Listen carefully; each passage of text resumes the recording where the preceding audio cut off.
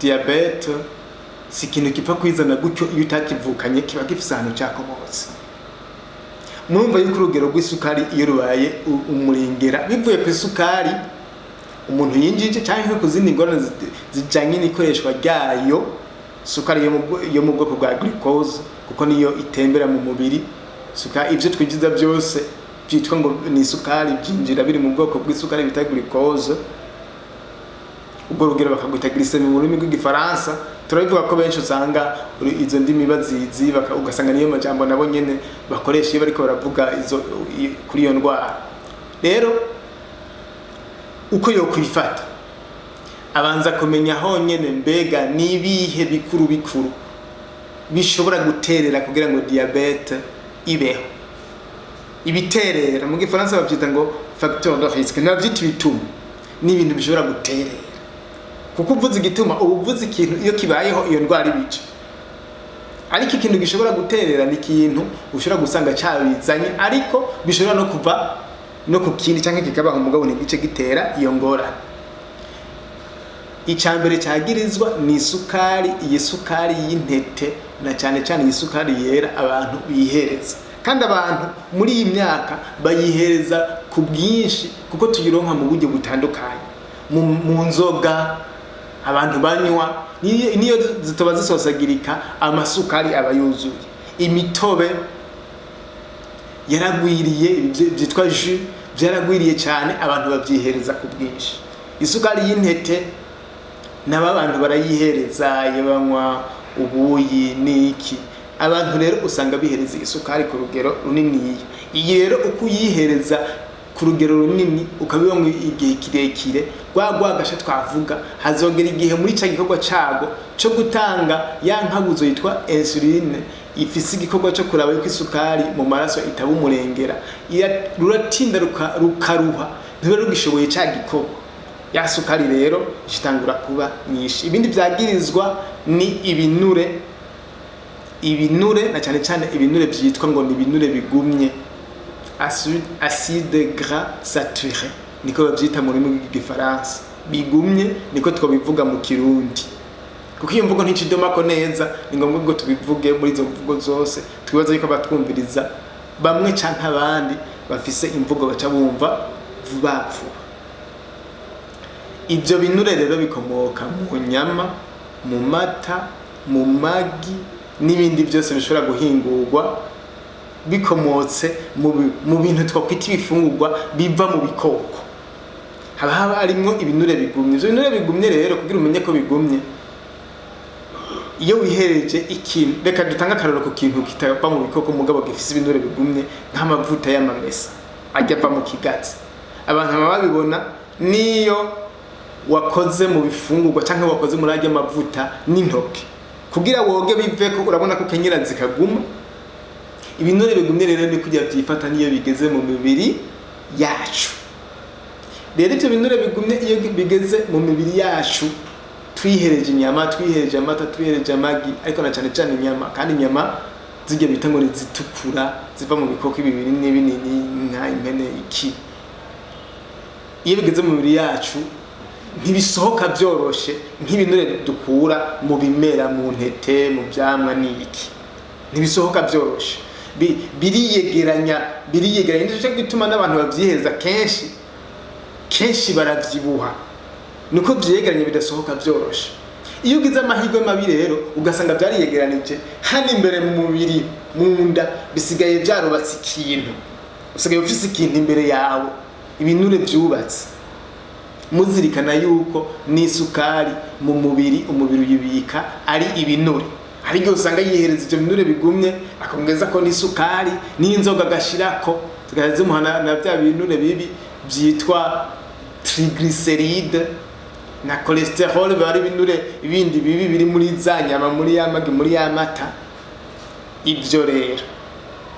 Ibyo rero biraterera cyane kugira ngo umuntu aronke diabete. Ubwa mbere ho imitsi irapfa kuko ibinure bigumye byica imitsi irakomantara igatakaza ubushobozi bwo kwikwegura kujya kwa elastique. Kagagoze bita elastique murabona ingene kikwegura, burya imitsi niko ibigenza. tuca twimvira naho tutigira tubona umuti muri kuratera turabona yuko ariko bigenza bavuga yuko utera uri koberanya kugira utere ugasubira ukiyagura gutyo nka elastic n'iyindi mitsi ndi kwimeza ivyo bintu rero vy'ubwo bushobozi buratakara iyo ivyo binure biri mu mubiri w'umuntu na cyane cyane iyo vyegeranije mu vyo umuntu rero yoca yirinda ivyo umubiri agakora siporo nyimba ari mu bihe atabindi bikorwa bituma umubiri shuha ibinure bigaturirwa umubiri ugahema neza nyimba atabindi akora nk'ivyo ni ngombwa yuko acarondera ingene n'imiburi buri 30 ku munsi akama yayironse aho umubiri awugorora akora imyimenyerezo ngorora mubiri ariko arifata neza bya bifungwa navyo birimo ibinure bibi yaba cholesterol yaba triglyceride bya binure bigumye ivyo akabigabanya ku rugero rushimishije canka akabiheba aba yaragwayeho aca biheba niho mwifato mwiza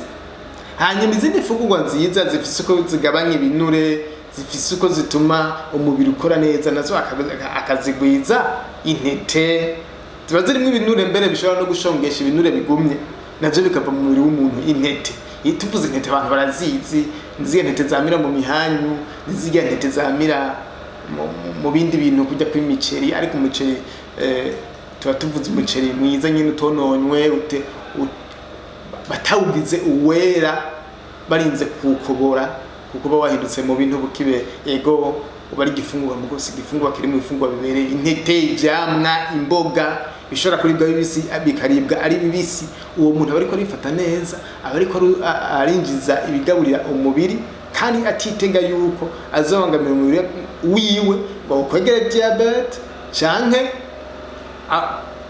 canke yunyure ukumeze abaye afise diabete agendana iyo myifato mu buryo rusangi niyo umuntu yogira kugira ngo ashobore kuba ariko arifata neza mu kwikingira diabete canke mu kuyigendana atarinze atiyonona yamara abantu bamwe usanga uburyo babayeho ari uburyo bwo kwiyonona ivyo twavuze vyonona bikwega diabete mbega ntibikwega diabete gusa burya ngo bice 70% by'abantu bagenana diabete baba bafise na hypertension kuko ikomoka muri biriya nyene kuko twavuze iyononekara ry'imitsi riba iyo umuntu afise diabete niryo rikomeye kandi niryo ribaho mu kuzovyara ya ndwara bita hypertension irangwa n'ivuduka rirenze ry'umurindi w'amaraso byose bikomoka hamwe naco gituma kenshi ufise kimwe usanga n'ikindi agifise muri izo ndwara zibiri njishije mu bijanye n'iyononekara ry'imitsi abahinga basanga yuko no mu ngaruka diabete iteza umubiri w'umuntu burya hononekara imitsi nyene imitsi iri mu bwoko bubiri hari imitsi isoza amaraso hariho n'imitsi twavuga ko isoza amakuru amwe bavuga ngo isoza bwenge jemvuze yuko ari imitsi isoza amakuru ava mu bwonko aho butegeka ibihimba gukora n'amakuru ava mu bihimba kugira ubwonko bumenye biriko biraba utanga amakuru ajanye n'ibihe iyo mitsi rero niyo yononekara naco gituma muco musanga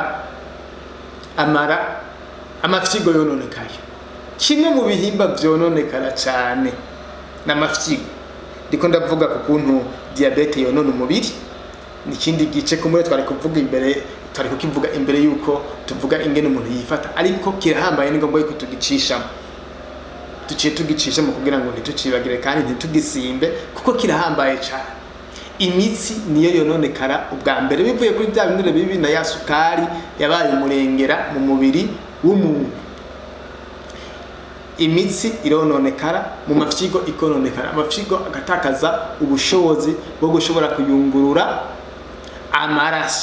amaraso rero atayunguruwe bisigara ngo hari imyanda ikizira irasigara mu maraso isubira kuyerera mu mubiri w'umuntu imyanda ari gusohoka kandi y'uburozi bubi nisubira gusohoka mu mwanda muto kuko ubushobozi bwo kuyungurura bw'amafyigo yacu buba bwagabanutse aho n'igihe bihera gose butewe na diabete nyene ivyo abahinga baca bavuga ngo ni nephropathy diabetique kandi bigashika bimaze guparangana gose hamwe ata ubushobozi canke ubuyungiro bw'amara bwarapfuye bwaratabagaye burundu baca bavuga ngo bageze muri insuffisance insuffisance rénale. Aho rero iyo bigeze kuri iyo ntambwe nta kiba kikivamo amafyigo aba yapfuye burundu. Kimwe mu bipfa n'amafyigo, ariko si yo gusa kuko amaso arapfa. Gahimba iyi mbonero bita retine irapfa. Aco gituma twavuze yuko mu bimenyetso hari kutabona neza no guhuma birashobora kugera igihe ugasanga umuntu yahumye, umutima urononekara, kubera yuko twavuze yuko isukari bari nyinshi n'ubwoko bw'inure bibi navyo biba bigwiriye. Hagera igihe rero itembera ry'amaraso rigasigara ari kibazo ku muntu afise diabete, kandi haragera igihe ugasanga urumva imitsi ibisigaye yarononekaye itacipfunya ngo yigorore amaraso ahite neza vyoroshe. Aho n'igihe usanga hari ibimamara bitandukanye by'ibinure vyagiye birihoma ahantu, ugasanga nk'ikimamara kiraje kirahumutse ku mutsi kije kwihoma mu nzira y'amaraso. Ivyo rero ugasanga bibaye biri mu mutima, bivyaye ivyo bita infarctus du myocarde. Ugasanga hari ahantu hatagishika amaraso, kandi atahashitse bisigura ngo za mpwemu oxygene ntiziba zikihashika, igihimba kica gitangura gupfa. Nk'umuvuzi kama hari imiti izwi abahinga bakoze ubushakashatsi butandukanye ku biterwa bivura n'ibifungurwa bivura. Hariho imiti itandukanye tuba dufise duheza tukabahereza kugira ngo byose biba bifise ubushobozi bwo kugabanya urugero rw'isukari mu mubiri. Kimwe rero mu bintu bidahara ni ibintu byitwa tungurusumu. Tungurusumu ngena ndayivuza abantu bayimenye, irafise ubushobozi ikura mu kintu kirimo citwa arisine yo kugabanya isukari mu mubiri w'umuntu. Ariko si yo gusa, mu bidukikije, mu bifungurwa, mu biterwa bivura hari ibindi bintu byinshi bifise ubushobozi bwo kugabanya isukari. Tungurusumu, kya gitunguru c'igoma, indimu, ibyo byose bifise ubushobozi bwo kugabanya isukari mu mubiri, kandi ibyo bigaheza bikorohereza umuntu afise indwara ya diabete. Umuntu afise indwara ya diabete rero nk'ivyo ashobora kubikora, mbere akabikorera iwe abikoze nk'umuti, akabitegura nk'ivyo bitatu mvuze. Ashobora no kumenya ibindi, ariko twe twavuze ivyo bitatu gusa, ariko turazi n'ibindi. Uvuze bitatu mugo hariho n'ibindi. Abo shaka ivyo bindi rero ugasanga he ukorera he cyangwa nimero ya telefone. Abo shaka ivyo bindi twari kubasigurira bakabo kwikorera iwabo n'ingene botegura ivyo bindi. Ntituzonse n'amahirwe yo kubivuga kubera iyi ndwara ni ndende, ni nini, ifise byinshi byo kuvugwako. Ariko abashaka kutwitura twebwe turafise telefone dukoresha, mbere ikora no kuri WhatsApp. Iyi nimero 71 amajana 471 amajana 601 amajana 447 71 amajana 601 amajana 447 hamwe n'inimero dukoresha ya limitere 68 amajana 927 amajana 287. Aho dukorera ni ngaha mu gisagara ca Bujumbura. Ni muri Rohero, hagati mu gisagara muri Rohero, ni kwibarabara gitiriwe Ubufaransa ku nyubako yitwa complexe immobilier ku Muhororo. Aho ku Muhororo rero ni hafi y'ihuriro ry'amabarabara yegereye ibanki Bankob, kandi ni hafi y'irestaurant abantu bazi cyane yitwa Café Gourmand. Uvuye kuri iyo Café Gourmand ugatambuka gatoyi ukarenga urupangu rumwe urukurikira naho ku Muhororo. Natwe tuba turi ku nimero 11 niho umuntu aca dusanga haba ku bya diabete n'ibindi bitandukanye.